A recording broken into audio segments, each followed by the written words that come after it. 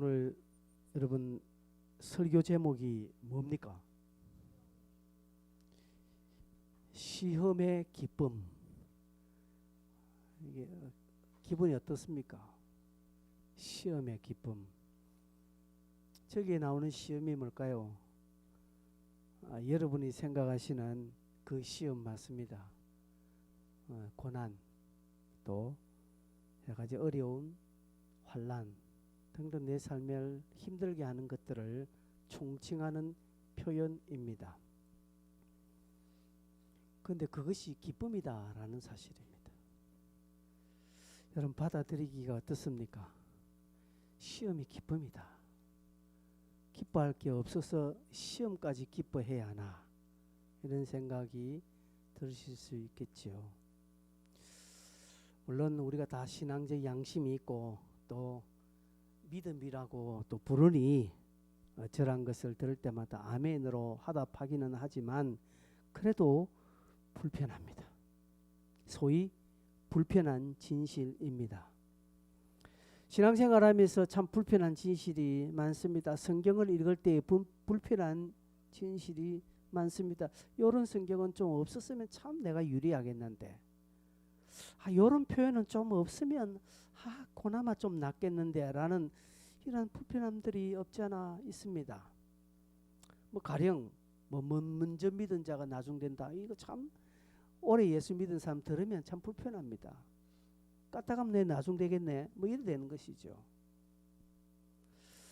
또 하나님은 자기를 사랑한 자를 만나 줄 것이다. 나를 찾으라, 그럼 내가 너희를 만나라. 내가 요즘 예수를 찾나? 안 찾는데 그럼 예수가 내를 만나 주겠나? 이런 말 들으면 불편합니다. 너희들과 상관없이 나는 너희들을 계속 찾을 것이다. 이런 성경이 있으면 괜찮은데, 또 헌금관계 11조 또 전도하라 이런 것은 성경에 기록되니까 내가 아멘하고 받는데 그래도 조금 불편합니다. 나를 힘들게 합니다. 그래 여러분, 원론적이지만 그 속에 담긴 메시지에 여러분 초점을 두셔야지, 메시지에 초점 안 두고 그 내용, 그 말만 들으면, 그것을 보지 않으면 진짜 낙심하게 되고요, 힘을 잃게 됩니다. 오늘 여러분에게 드리는 이 설교도 마찬가지입니다. 여러분 읽으실 때 오늘 본문의 핵심 단어가 무엇이었겠습니까? 본문의 핵심 단어가 뭘까요? 눈치 빠른 사람은 여러분 성경에 파란 글자 그거 말하면 됩니다. 뭐라고 되어 있습니까? 산소망 되어 있죠. 산소망이 오늘 본문의 핵심 단어. 성경이 그렇게 해서 딱 제목을 뽑아놨습니다. 산소망이 뭡니까? 살아있는 소망이다라는 거죠. 소망이 죽어있지 않고 살아있다라는 것이, 이게 무슨 표현일까요? 산소망, 살아있는 소망, 이게 무슨 표현일까요? 이게 무슨 말일까요? 여러분 좀 성경을 좀 한 2절을 볼까요? 지난주 설교를 좀 이 부분을 하지 못했는데 2절에 올라가 보면 이렇게 되어 있습니다. 중간쯤 예수 그리스도의 피 뿌림을 얻기 위하여 택하심을 받은 자들에게 편지하노니, 이렇게 되어 있습니다. 베드로가 누구에게 편지를 보냅니까? 예수 그리스도의 피 뿌림을 얻기 위하여 택하심을 받은 자, 즉 오늘 성도들, 저와 여러분, 또 당시에 이 베드로 전서를 받아보는 독자들을 베드로는 이렇게 표현합니다. 피 뿌림을 얻기 위하여 택하심을 받았다. 우리가 피 흘림이라는 표현을 들어봤습니다. 히브리서 9장 22절에 보면 피 흘림이 없은즉 제사함이 없다라고 말합니다. 피 흘림이 없은즉 사함이 없느니라. 저기 피 흘림이 뭘까? 예수 그리스도의 죽음을 의미하죠. 예수 그리스도께서 십자가에 피 흘리심으로 우리가 구원을 받았고 죄의 사함을 받았다라는 표현입니다. 그래서 피 흘렸다라는 표현은 우리가 성경을 통해서 좀 들어봤고 익히 우리가 그런 표현을 많이 들었는데, 피 뿌림을 받는다라는 표현은 베드로전서 여기 나오거든요. 이게 뭘까? 피 흘림과 피 뿌림이 같은 말인가? 다릅니다. 어떻게 그럼 다를까? 여러분, 피 흘림은 우리의 속죄, 구원의 근거가 되는 사건입니다. 예수 그리스도의 죽음은, 십자가의 피 흘림은 우리로 구속 곧 죄 사함을 받게 되는 그 은혜의 근거가 되는 것이고, 피 뿌림은 이 속죄와 이 구원의 그 이후의 적용점에 초점이 맞추어져 있는 것입니다. 이해가 잘 되십니까? 피 흘림은 우리의 구원의 근거가 되고, 피 뿌림은 구원의 적용이 된다라는 사실입니다. 자, 여러분의 눈을 보니까 뭔 말인지 잘 모르는 느낌이 좀 들어서 조금 설명에 들어가 보겠습니다. 자, 구약에 올라가 보죠. 출애굽기 보면 하나님이 이스라엘 백성들 출애굽 시키기 위해서 애굽에 10가지 재앙을 내리죠. 10가지 재앙 중에 마지막 재앙이 장자의 죽음의 재앙입니다. 이때 하나님께서 모세에게 말씀합니다. 내가 애굽에 처음 태어난 장자, 뭐 사람이고 짐승이고 장자는 다 죽이겠다. 그런데 내가 이스라엘은 그렇지 않으니 모세야, 가서 양이나 염소를 잡고 그 흘린 피를 어디에 바른다고요? 문설주 임방에 쫙 발라라. 그러면 내가 그 피를 보고 넘어가겠다라고 이렇게 말합니다. 출애굽기 12장 23절을 보면 그 피를 볼 때에 내가 넘어가겠다라고 말합니다. 그 피를 볼 때에 내가 넘어간다. 즉 문설주의 피가 이렇게 쫙 발라져 있으면, 아, 이 장자의 죽음의 신이 그 집은 통과는 넘어가는 겁니다. 그래서 유월절이라는 것이죠. 여러분, 양을 죽여서 피를 흘린 것은 이 유월절의 근거가 되는 거죠. 만약에 내가 양을 죽이지 않고 어떤 다른 집에 어떤 피를 좀 훔쳐와서 내가 바르면 되나 안 되나요? 안 되는 거예요. 근거가 내게 없기 때문에 것이죠. 양이나 염소를 죽이는 것입니다. 근거가 되는. 그러면요, 그렇게 죽이고 피를 흘렸다고 해서 됩니까? 어떻게 해야 돼요? 피를 문설주에 발라야 합니다. 여러분 같으면 어떻게 바르겠습니까?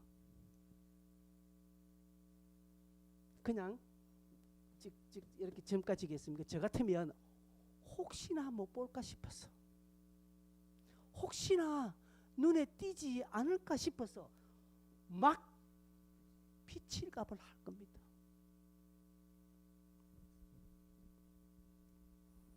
그 피를 보고 넘어가는 것이죠. 그죠? 그 피를 보고. 여러분, 우리의 구원의 근거는 예수 그리스도 십자가의 죽음입니다. 근데 그 주님을 내가 지식적으로 알고 지식적으로 인정하는 것은 피를 바르지 않는 것입니다. 예수를 믿지 않지만 예수 그리스도의 현존과 십자가의 죽음과 부활을 인정하는 사람이 있습니다. 자기는 예수 안 믿어. 나는 하나님의 존재를 알아. 하나님이 천지를 만든 것도 나는 인정한다. 그 사람 예수 믿는 사람입니까? 아니에요. 나는 하나님 성경을 인정한다.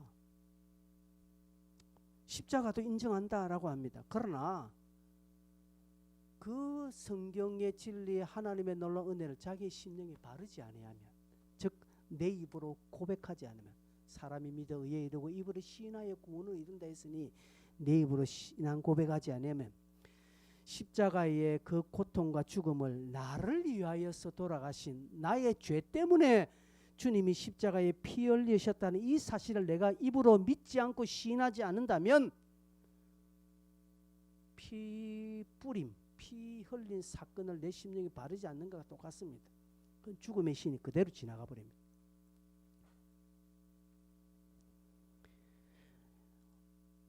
나를 위하여서 십자가에 지시고 부활하신 그분은 오늘 나의 구원자요, 나의 삶의 주인이요, 통치자요, 나의 주님이라는 사실을 내가 믿고 인정하는 이것이 문설주의 피를 바르는 것과 똑같다라는 것이죠.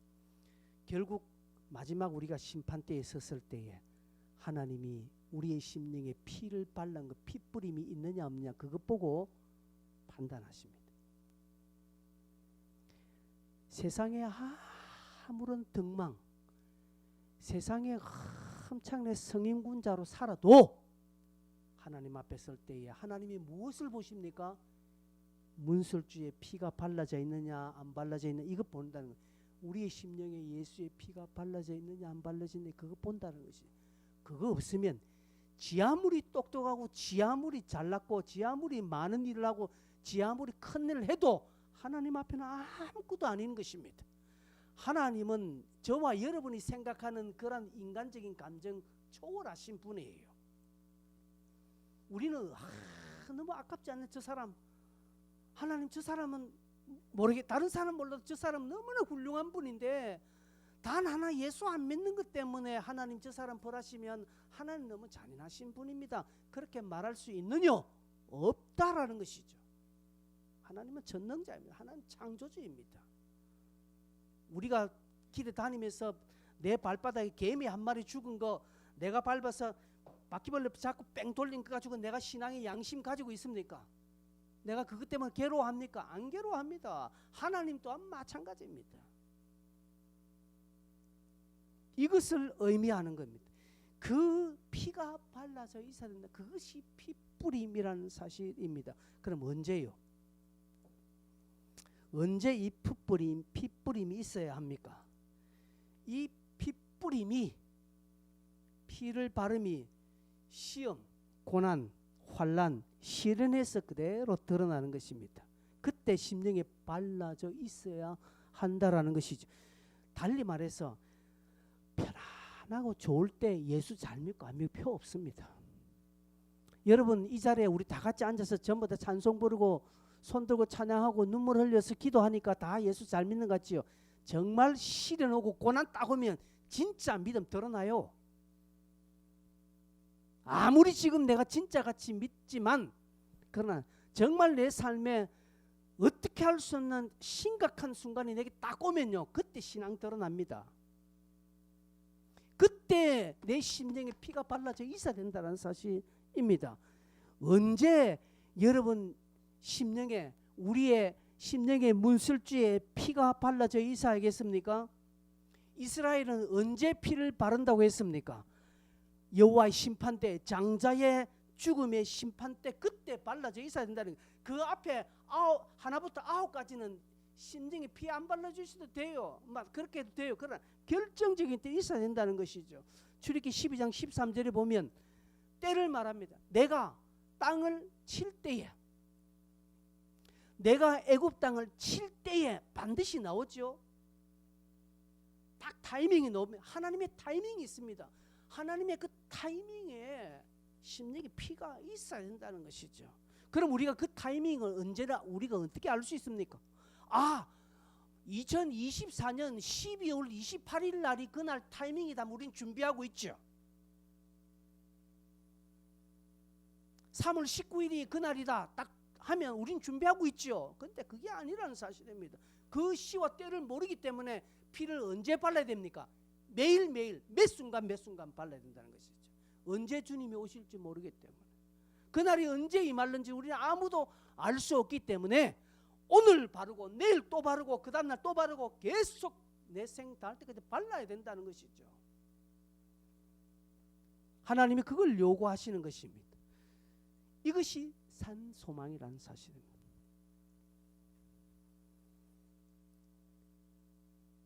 근데 우리의 삶의 요소 때 삶의 시련 오고 고난 오고 또 어떤 특별한 어려움이 왔을 그때 발라져 있어. 하나님 그거 보신다는 것이죠. 그래서 하나님께서는 우리 안에 심령의 피가 발라져 있나 안 발라져 있나 그거 확인하기 위해서 때로는 고난 주실 때가 있습니다. 때로는 시험 주실 때가 있습니다. 그 대표적인 인물이 누굽니까? 아브라함입니다. 아브라함이 99세 동안 하나님을 철저하게 믿고 따랐거든요. 근데 100세 때 이삭을 딱 낳았습니다. 여러분, 손자를 키우시는 분들은 다 아시죠? 이제 저희 친구들 중에서 이제는 막 손자를 이렇게 낳으니까 나는 온데간데 없고 온통 손자 손녀 사진밖에 없어요. 막 그거 보고 막 웃고 막 주님 안 바라보고 막 손자 손녀를만 바라보는 거예요. 아브라함도 그랬습니다. 100세 때 얻었으니까 얼마나 그 아들이 있겠습니까? 이삭이 나기 전까지는 아브라함은 늘 하나님을 의지했는데 이삭이 딱 태어나니 보니까 그다음 아브라함은 이제 늘 이삭만 바라보는 것 같아요. 그래서 하나님 너 이삭 갖다 바치라고 하는 거예요. 하나님이 왜 갖다 바치라 했습니까? 아브라함의 심령에 피가 있는지 없는지 한번 확인해 보려고. 아브라함아 이삭을 갖다 바치라 하니까 아브라함은 묻지도 따지지 않고 그 다음날 아침 일찍 길을 떠나버립니다. 챙겼어. 그러나 종들에게 말합니다. 내가 저 산에 가서 예배 드리고 우리가 내려올게 라고 말합니다. 아브라함 믿음 있죠. 자식을 갖다 바치면 자식은 주고 지 혼자 내려올 거 아닙니까? 내가 제사 드리고 내가 내려올게 아니라 우리가 올라가서 제사를 드리고 우리가 내려올게 라고 합니다. 하나님은 안 죽이신다는 거 아브라함 알았어요. 아브라함 뭐 어떻게 알았으면 이거 하나님 테스트구나. 그래서 심령에 피치리갑을 아브라함 쫙 해버리고 믿음으로 올라가는 겁니다. 과감하게 잡죠. 그 이삭도 당시 제법 청년 한 20대 정도 되는 청년입니다. 아브라함이 칼로 딱 될 때 이 영감이 미쳤나? 자기 아버지를 노망 들었나라고 이렇게 할 수 있지만 아무 소리 하지 않고 그대로 있습니다. 칼을 딱 칠 때 아브라함아 하나님 부르시는 게 이제서야 네가 하나님을 나를 경외하는 이제서야 알았다라고. 하나님이 몰랐을까요? 과연 하나님은 전지하신 분인데 아브라함을 몰랐을까요? 근데 하나님 뭐라면 아브라함에게 내가 이제서야 네가 여호와를 경외하는 줄 알겠다라고 말합니다. 뭡니까? 하나님은 아브라함의 심령에 그리스도의 피가 발라져 있느냐 그거 한번 좀 확인해 보고 싶어서 그 시험을 주셨던 것처럼 오늘 우리에게도 그거 한번 확인하고 싶어서 우리에게 그 시련을 주실 때가 있다라는. 그래서 베드로는 이 사람들아 너희들에게 시련이 오거든 크게 기뻐하래 라고 말하는 것이죠. 그리고 베드로전서 4장 12절에 보면 베드로가 또 더 말합니다. 사랑하는 자들아 너희를 연단하려고 오는 불시험을 이상한 일 당하는 것 같이 이상히 여기지 말라라고 말합니다. 너에게 오는 시련을 이상히 여기지 마라. 어떤 사람이 시련은 왜 내게 이런 고통을 주시나이까? 왜 나에게만 웃기는 소리 하고 있는데 지에게만 하는 거 아니에요. 왜 내게 이런 고난을 줍니까? 너에게 이런 고난 주는 게 아니라 하나님이 한번 복 주시려고 알기 위해서 뭔가를 한번 체크해 보기 위해서 하나님이 시련을 주셨다라는 사실을 네가 보고 이상히 여기지 말라라고 말하는 것입니다. 또한 야고보 선생도 야고보서 1장 2절에 이렇게 말합니다. 너희가 여러 가지 시험을 당하거든 온전히 야고보서 1장 2절 여러 가지 시험을 당하거든 온전히 기쁘게 여기라고 합니다. 똑같이 이야기합니다. 야고보도 여러 가지 시험을 당하거든 온전히 기쁘게 여기라고 말합니다. 베드로도 야고보도 시험을 기쁘게 여기라고 말합니다. 여러분 산 소망이 언제 드러납니까? 시험 때, 고난 때, 환난 때 내 삶이 조금 불리해진다라고 여길 그때에 내 안에 진짜 소망이 살아난다는 것이죠. 즉 핏뿌림을 받게 된다라는 것이죠. 하나님은 그때 우리 안에 그 피 흘린 그의 피의 흔적이 우리의 심령에 있느냐 없느냐 보기를 원하신다라는 것이죠. 이것을 가지라고 말합니다. 그게 산소망입니다. 하나님의 타이밍을 모르니까 우리는 매일매일 바르는 것입니다. 매주마다 바르는 것입니다. 하루라도 허투루 그냥 넘기지 않습니다. 왜? 오늘 밤에 내가 오늘 깜빡하고 오늘 내가 제정신이 없을 그때 주님이 오시면 나는 어떻게 될까라는 그런 두려운 마음으로 날마다 우리 심령에 예수 그리스도의 보혈을 바르는 것입니다. 이 바르는 삶을 산소망이라고 말합니다. 베드로는 그럴 때 어떻게 하라고요? 크게 기뻐하라고 말합니다. 왜? 축복의 기회로 여기라고 하는 것이죠. 그래서 시편에 고난이 내게 유익하다는 말이 여기서 이제 성립되는 것입니다. 그냥 막 무조건 고난이 유익한 거 아니에요. 지 마음대로 살다가 지 혼자 막 개판으로 막 예수와 하나님과 관계없이 지 마음대로 살다가 어려움을 당하는 그 고난을 보고 고난이 내게 유익이라 그런 소리 하지 마세요. 그거는 고난이 아니에요. 그건 고생이에요. 그 마땅히 벌 받는 겁니다. 아니에요. 내가 어떻게 하든지 예수를 잘 믿어보려고, 내가 어떻게 하든지 주님과 함께 연락하는 삶을 살아보려고, 하나님의 기쁨을 이루어보려고 애쓰고 힘쓰다가 오는 어려움이 시험이고 고난입니다. 이 고난은 내게 유익합니다. 이 시험 때 내가 흔들리지 않고 예수 그리스도를 중심으로 딱 믿음으로 서면 비록 내 삶에 내가 불리해지고 내가 손해보는 거 있다 할지라도 딱 흔들리지 않고 딱 서면 하나님이 반드시 갚아주시는 것입니다. 이 하나님의 갚아주심을 우리는 은혜라고 합니다. 이 은혜를 경험한 사람은 알아요. 맛본 사람은 압니다. 너희가 어디 개맛을 알아 하는 것 똑같습니다. 은혜의 맛을 아십니까 여러분? 은혜를 아십니까? 진짜 은혜의 맛을 본 사람은요 그 맛을 잊지 못해요. 그래서 은혜를 구하는 겁니다. 하나님 내게 은혜가 필요합니다. 맨날 은혜를 구하라, 긍휼을 구하라 하니까 아무것도 모르고 은혜 아니요.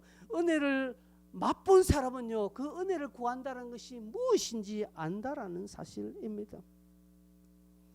그래서 시련이 올 때 크게 기뻐하라는 것이죠. 왜? 산소망을 드러낼 수 있는 기회가 되니까 그렇습니다. 시험에서 크게 기뻐하는 이유는 산소망을 드러내는 기회이기 때문에 기뻐하는 것입니다. 이미 이것은 설명을 드렸고요. 그 다음 두 번째로 우리가 시험에서 크게 기뻐해야 하는 이유는 유업을 있게 하기 위해서 유업을 이어나간다라는 것이죠. 즉 이 말은 성도에게 주신 은혜의 선물을 계속적으로 누리기를 바라는 것입니다. 여러분 신앙은 한탕이 아닙니다. 오늘 바짝 한번 하고 오늘 바짝 한 것으로 한 해 살아가는 게 아니라는 것이죠. 여러분 해운대 해수욕장, 가을래 해수욕장에 그 장사하시는 분 여름 7, 8월 달 바짝 장사해서 한 해를 살아갑니다. 그 사람들. 신앙은 그렇지 않습니다. 오늘 바짝 오늘 받은 은혜로 살아가는 거 아니에요. 우리에게 주신 은혜 그 유업을 시험이라는 과정을 통해서 온전히 간직해 나간다는 것이 계속 누리다라는 것이죠. 여러분 맛있는 음식을 그죠? 먹고 어떻게 보관합니까? 바깥에 내놓습니까? 아니 어디에 보관합니까? 냉장고에 보관합니다. 왜요? 냉장고 보관하면 그대로 가지 않습니까? 갓 지은 밥을요 딱 통 안에 넣어가지고 냉동실 딱 넣어 보십시오. 그리고 한 달 뒤에도 딱 꺼내서 그거 데피면 똑같은 밥 그대로 먹습니다. 근데 그 밥에는 뭐가 따라갑니까? 냉동실에 들어간 밥에는 고통이 따라가죠. 냉동시키는 고통이 가는 것입니다. 왜? 온전히 유익하도록 간직하기 위해서. 하나님이 나를 왜 시험합니까? 내 신앙을 그대로 유익되게 은혜를 계속 받아가도록 하나님이 간직하기 위해서 때로는 우리에게 시험을 주신다는 사실입니다. 그 다음 세 번째, 하나님의 능력으로 보호하심을 이미 받았기 때문에 그렇습니다. 우리는 하나님의 능력으로 보호하심을 받았습니다. 베드로도 야고보도 시험을 기쁘게 여기라고 말씀했지 않습니까? 이상한 것으로 생각하지 말라라고 말씀하신 것은 이미 우리는 보호함을 받았다는 것이죠. 여러분 인정하든지 아니하든지 하나님은 우리를 지금도 보호하고 계신다는 사실입니다. 고린도전서 10장 13절에 보면 이렇게 표현하고 있습니다. 사람이 감당할 시험 밖에는 너희가 당한 것이 없나니 오직 하나님의 미쁘사 너희가 감당하지 못할 시험을 허락하지 않는다고 말합니다. 시험에 온 것은 내가 그걸 감당할 수 있으니까 하나님 줬다라는 사실입니다. 하나님은 내게 감당하지 못할 시험 절대로 주시지 않습니다. 하나님은 내가 하지 못할 것 억지로 시키는 분은 아닙니다. 하나님은 나를 알아요. 하나님 나를 알아요. 여러분 죄송합니다. 장애인을 둔 가정 있죠. 그죠? 태어나고 애들 그 부모는 그 감당할 수 있기 때문에 주신 거예요. 제가 아는 어떤 집사님 내에는 아이가 태어날 장애예요. 장애예요. 이미 뱃속에서부터 의사가 좀 이상하다라고 했습니다. 그래서 낙태를 권유했습니다. 아이가 이상하다. 100% 태어나면 장애인의 확률이 높다. 근데 이 집사님들은 딱 거절하고 우리는 아이를 낳을 겁니다. 진짜 태어나니까 아이 장애예요. 끝까지 감당하는 거예요. 왜? 그분들에게는 감당할 수 있는 것이 있으니까. 만약에 저한테 그렇게 주시면 제가 감당했을까요? 난 감당 못해요. 우리 집에 만약에 그런 장애가 오면 나는 감당 못해요. 막 미칠 것 같아요. 난 감당 못하고 막 돌아버릴 것 같아요. 그래서 하나님 나를 알아요. 하나님 내 성향을 알고 내 지랄 같은 성격을 알아서 하나님은 안 주시는 거예요. 근데 그 다르게 감당할 수 있는 거 하나님 주신. 저만 그렇습니까? 여러분도 마찬가지라는 사실입니다. 야고보서 1장 12절에 이렇게 말합니다. 시험을 참는 자는 뭐가 있다고요? 복이 있다라고 말합니다. 우리에게 감당할 시험 또 감당할 또 피할 길도 허락해 주시는 분입니다. 그리고 시험을 참는 자는 복이 있다라고 합니다. 저 복은 뭡니까? 생명의 면류관이라는 것이지. 이런 이유로 우리는 시험을 두려워하거나 무섭게 여기거나 고통스럽게 여길 필요가 없고 오히려 기쁨으로 감당할 수 있는 믿음을 가질 수가 있습니다. 여러분 그냥 설교로만 듣지 마십시오. 이거는 정말 하나님의 말씀입니다. 그래서 요한복음 16장 33절에 예수님께서 자신의 떠날 것을 이야기하시면서 제자들에게 너희가 환난을 당하라 뭐하라고요? 담대하라고 말합니다. 너희가 시험을 당한다, 고난을 당한다, 어려움을 당할 것이지만 이상히 여기지도 말고 담대하라고 말합니다. 왜? 내가 세상을 이겼기 때문에 그렇습니다. 이미 결론 난 게임을 하는 거예요. 이미 우리는 이긴 싸움을 지금 하고 있는 것입니다. 근데 실패할 것을 왜 걱정하냐 이 말씀이거든요. 성도 여러분, 산소망이 우리에겐 절대적으로 필요합니다. 산소망이 내게 있는 사람은요 신앙생활을 허투루 하지 않습니다. 무겁게 여깁니다. 교회를 무겁게 여깁니다. 하나님의 말씀을 무겁게 여깁니다. 나는 예배자라는 사실을 무겁게 여깁니다. 교회가 하는 모든 것들을 무겁게 여깁니다. 절대 가볍게 여기지 않습니다. 여러분 우리는 돈 되는 데 무겁게 여기잖아요. 여기 저기 어디가 돈이 되나 그럼 여기 돈이 되면 그걸 더 하는 것이죠. 예, 그는 경제적인 원칙을 따라 그렇게 합니다. 그러나 신앙은 그렇지 않습니다. 신앙은 내가 하나님을 무겁게 여기는 것입니다. 그걸 두려운 마음으로 섬긴다라는 것이죠. 하나님을 만 원짜리 한 장보다 못하게 여기는 사람은요 산소망이 있나 싶어요. 저는 하나님은 그것 보시는 거예요. 내 주머니에 10,000원 넣어놓고요 그 10,000원을 달라고 하시는 분이에요. 우리 어른들이 그렇게 하지 않아요. 애들한테 그죠? 애들이 뭐 먹고 있을 때 할아버지 할머니들아 아 하잖아요. 내 입에 좀 넣어달라고 할아버지에게 그럼 애는 안 주려고 하잖아요. 안 주려고 하잖아요. 그래도 할머니가 그 손자가 뭐 먹고 있는 거 좀 달라고 합니다. 근데 손자가 지 손에 있는 것을 가지고 있으면서 다 할머니한테 딱 주면 할머니 얼마나 기뻐합니까? 그래 그거 쏠랑 할머니 먹고 그냥 땡 치웁니까? 입 싹 닫습니까? 아니요. 한 개 주면 할머니 그게 고마워서 몇 개 줍니까? 더 주는 거지 않습니까? 이게 사람이라면 하나님은 더 그런다는 것이죠. 하나님은 오늘 내게 시련을 딱 주고 고난을 줘서 어떻게 하는가 보는 것입니다. 그런데 그것을 그대로 하나님 앞에 믿음으로 드리면 하나님 아이고 이 자식아 네가 나를 그렇게 하구나 하면서 하나님 더 좋은 것으로 주시는 것입니다. 이걸 경험해야 됩니다. 이것이 은혜입니다. 이것이 구원의 삶이고요. 이것이 산소망이 있는 사람입니다. 그렇다면 이런 시험으로 인해 우리가 기뻐하면 어떤 결과가 있겠습니까? 이미 제가 조금 전에 그런 결과가 있겠다고 말씀했습니다. 요걸 오늘 본문을 어떻게 표현하고 있는가 하면 7절에 보니까 칭찬과 영광과 존귀가 있게 해주시겠다라고 말합니다. 이 시험을 통해서 산 소망을 드러내고요. 시험 때 크게 우리가 기뻐하면 하나님께서 그 사람을 칭찬과 영광과 존귀로 갚아주신다고 말합니다. 이 말은 나중에 종말론적으로 하나님 앞에 섰을 때의 보상뿐 아니라 이 땅에서도 해당되는 내용입니다. 이 땅에서도 충분히 물질로, 건강으로, 명예로, 권력으로 드러나는 결과일 수 있습니다. 다 그렇지는 않습니다. 여러분에게도 똑같이 나에게도 돈으로, 명예로, 권력으로 드러나는 결과라고 생각하지 마세요. 그럴 수 있습니다. 그런 자들이 있더라고요. 그런데 모든 자에게는 아닙니다. 누군가에게는 그렇게 드러나지만 대다수는 그렇게 드러나지 않더라고요. 그러나 그보다 더한 결과로 주께서 빛나게 해 주실 것입니다. 저게 칭찬과 영광과 존귀라고 하니까 여러분이 저걸 뭐 대단하게 얘기인데 하나님이 빛나게 해주시겠다는 것이죠. 드러나게 해주시겠다라는 것이죠. 여러분이 시험 가운데 기뻐하고 핏부림을 드러내고 여러분의 심령에 문설주에 피를 늘 바르는 수고를 감당하면 주님이 알아주십니다.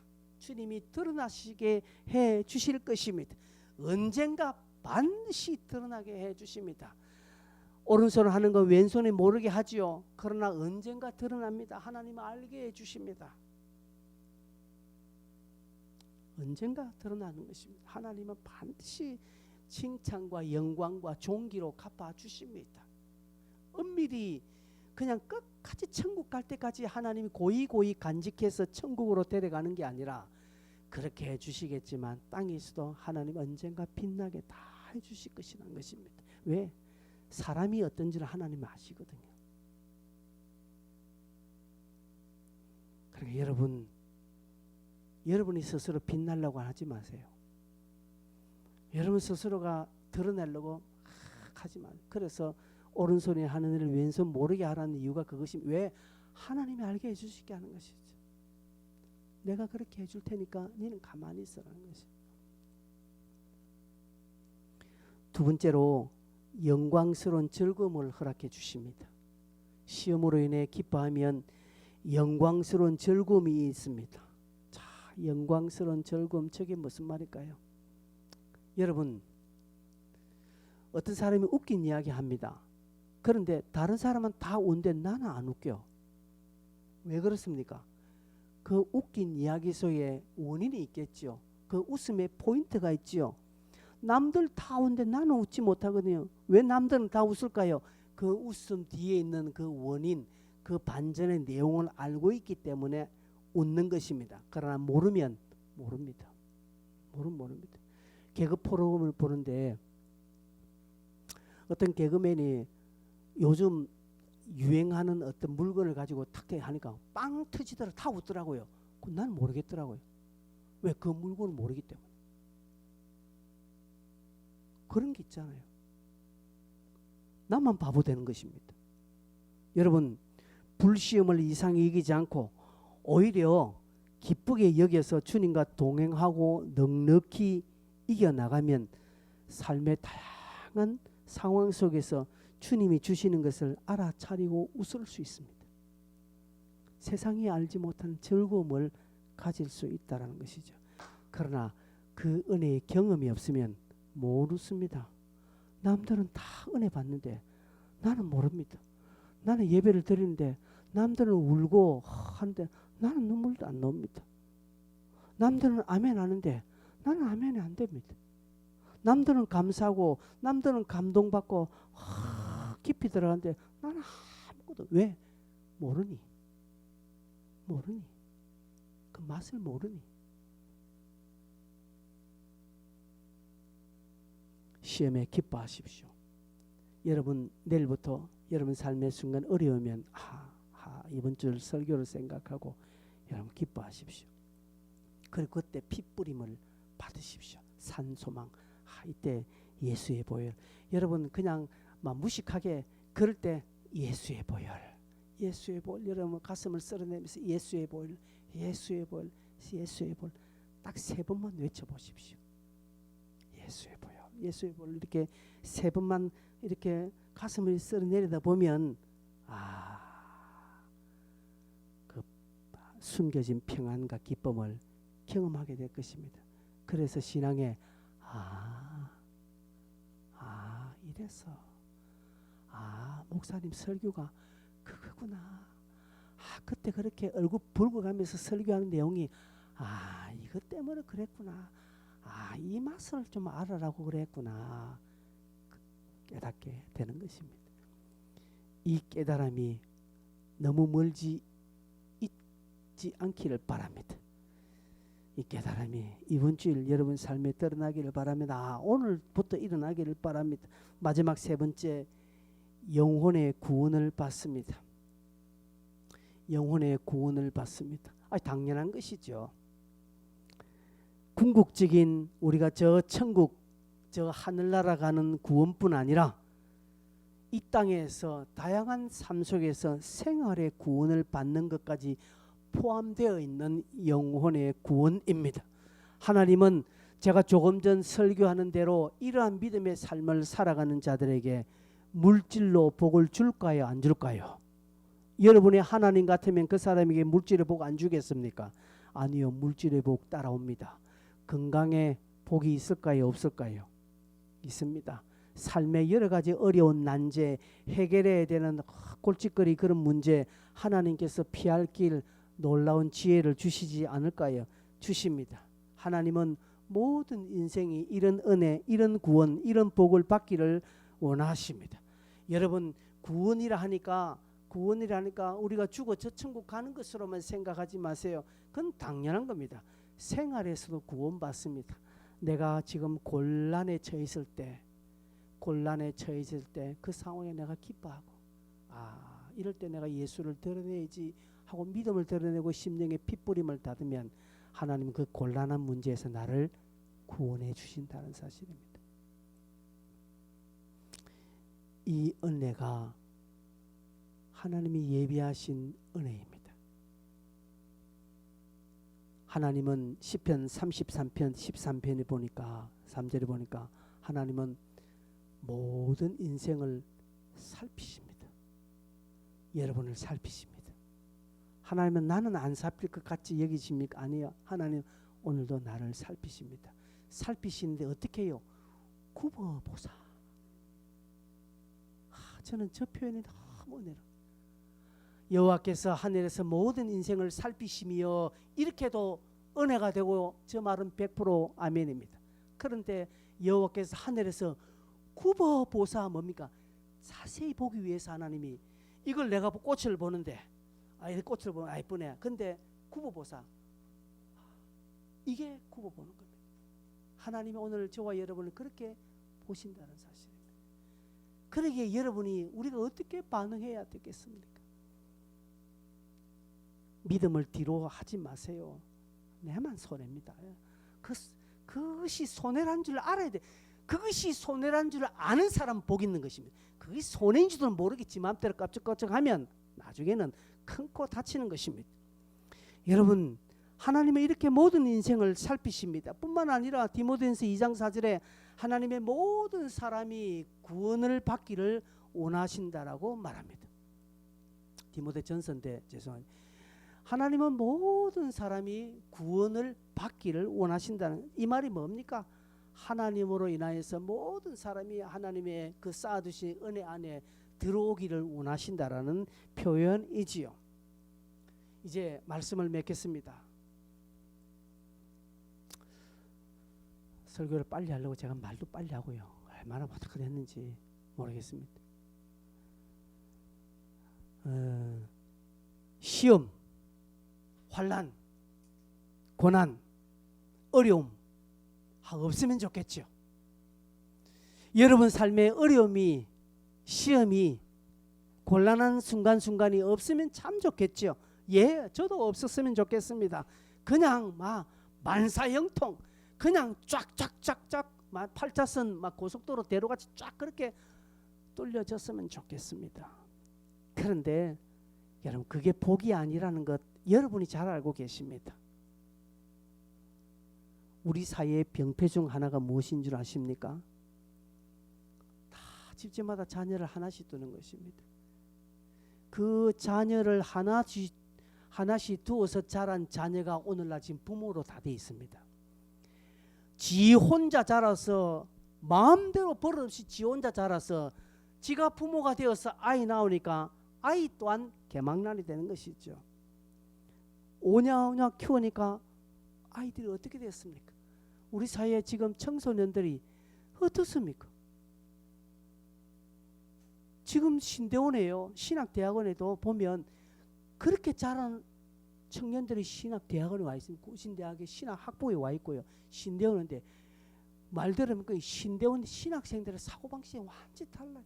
저희들이 젊어서 전도사 때하고는 완전히 달라요. 지금 교회에 그런 게 있습니다. 젊은 부목사님들, 강도사님들 있습니다. 밤에 목사님이 오늘 밤에 신방 가야 되니까 저녁 9시까지 좀 와라 하면 목사님 저 퇴근했습니다. 퇴근하고 부르면 그 뭐랍니까? 수당 뭡니까? 그 시간에 수당 줘야 됩니다. 이 소리를 한다는 것이죠. 이 소리를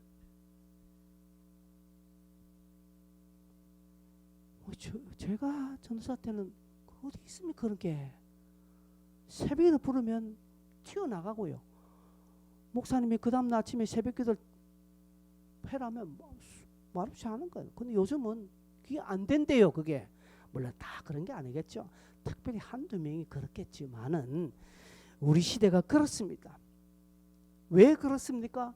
오냐 얼음이 불면 날아갈까 만지면 깨질 것 같이 그 아이들은 그렇게 귀엽거든요. 오만불순하게 다 자라서 이 아이들이 나중에 이 사회에 나오니까 사회에 나와서도 지 맘대로 지 뜻대로 안 되면 그렇게 막 깽깡 부리는 거예요. 이게 과연 옳은 것입니까? 아니다는 것이죠. 신앙에 고난이 없으면, 삶에 고난이 없으면 우리는 방자히 행합니다. 무릇 범죄하기 쉬운 자로 서게 된다는 사실입니다. 교만한 자 되기 딱 십상입니다.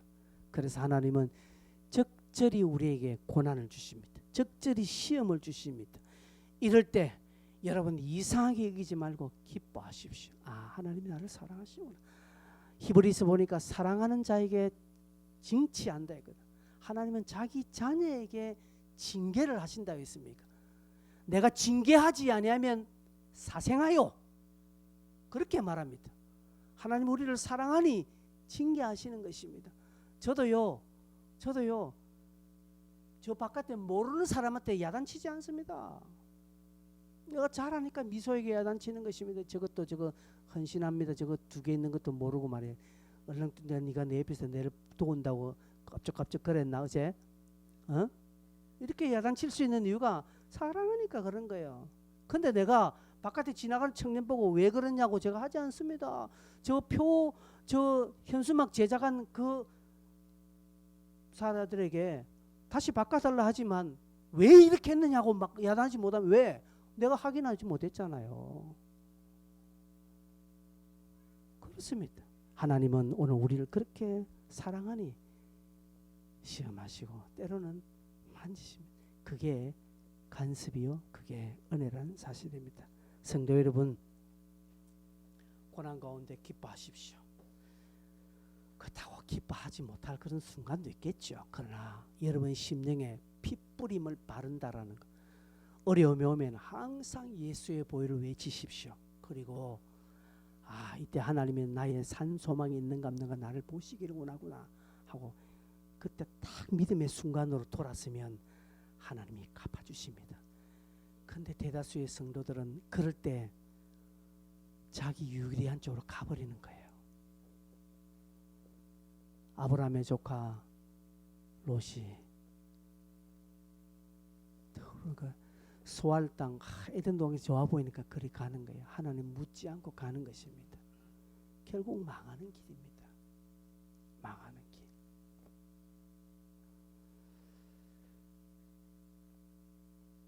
늘 주님밖에 없습니다. 고백하는 그런 기회가 되고 그렇게 해서 축복받는 한 해 되시길 바랍니다. 함께 기도하겠습니다. 같이 시간 들으신 말씀을 기억하시면서 기도할 때 하나님, 조금 힘들면 그냥 막 주저앉고, 조금 어려우면 뒤로 빠지고, 조금 어려우면 그냥 숨고 했던 우리의 모습을 회개하고, 시험이 올 때 크게 기뻐하라고 했는데 성경대로 살면 딱 맞아요. 정답이에요, 그게. 근데 우리는 성경대로 안 살잖아요. 저도 마찬가지입니다.